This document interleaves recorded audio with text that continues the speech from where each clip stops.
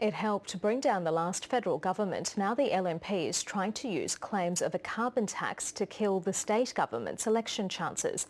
It seized on a climate change issues paper listing a levy on fossil fuels as one option for reducing emissions.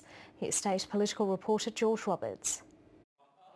It's worked for Tony Abbott. Now Queensland's opposition is onto it too. Another job-destroying policy, a state carbon tax. An independent paper discussing possible ways for Queensland to cut emissions mentioned taxing carbon-based fuels. Outlines the key policy measures implemented in other Australian jurisdictions, Mr Speaker. So the opposition used question time to relentlessly pursue the issue.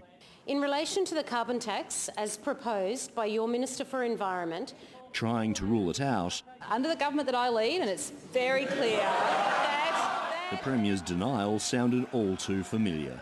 There will be no carbon tax under the government I lead. Some found it hard to hear. Speaker, there was a lot of noise and I didn't hear what the Premier said. No, and the noise was coming from your side, Member for Burleigh. No point of order. Resume your seat. Thank you. There is no state-based carbon tax. Full stop, Mr Speaker. Full stop, Mr Speaker.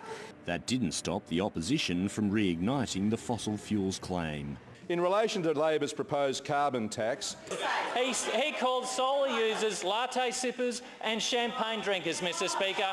I refer to the options paper released by the Minister yesterday, which outlined the proposal for Labor's new carbon tax. He really is grasping at straws here, isn't he, Mr Speaker? If the attempt to revive the carbon tax debate wasn't enough, one opposition frontbencher saw opportunity in another election winner.